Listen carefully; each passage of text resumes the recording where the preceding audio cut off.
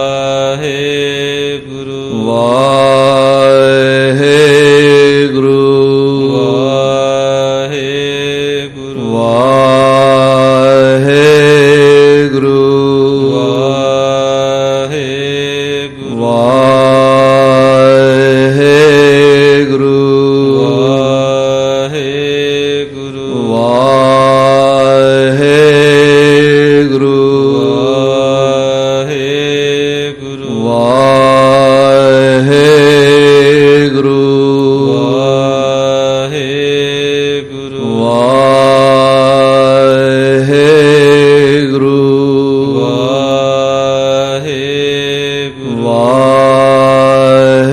Waheguru Waheguru Waheguru Waheguru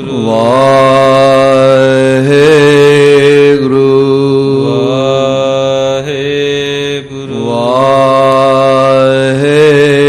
Waheguru